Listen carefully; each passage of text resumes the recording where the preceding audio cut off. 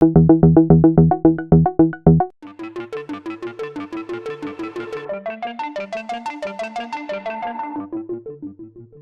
the philosophical canon does not adequately represent the contributions of non-dead white European males. Like, so he stresses the males, and in nowhere in the article does he speak about why he only refers to males.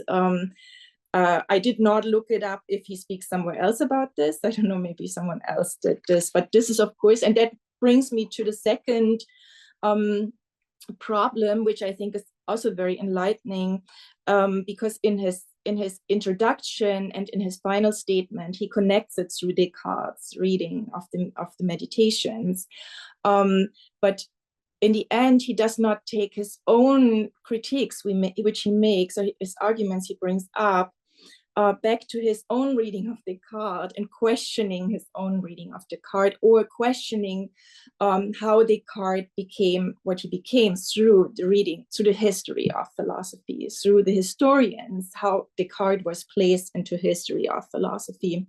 So keeping in mind that Descartes, this reading is a break of the past, and as an coming of modernity of Descartes was, for example, only brought into being in the 19th century.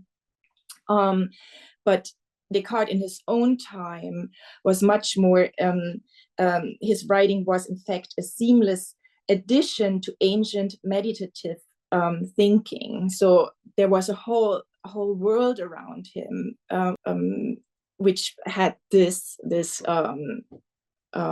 past, this history, yeah.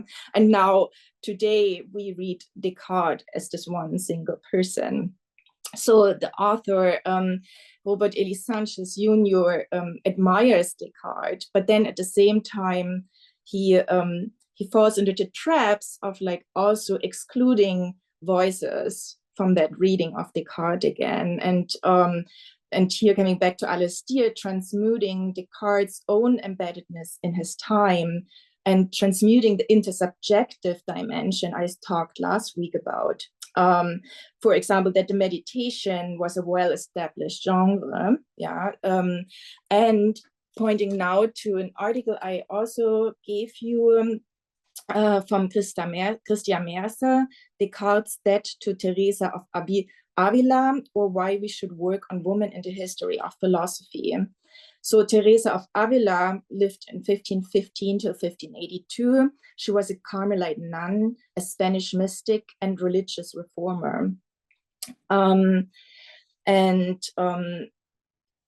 So to say, a lot of women at the time, and even in times before, were put in the category of mystics, veiling that they were philosophers. As a woman at the time, writing meditative texts and relations to God was very common thing. I'm going to read this little abstract from this article, so you have an idea to what I speak for, what I speak about. Despite what you have heard over the years, the famous evil deceiver argument in Meditation 1 is not original to Descartes.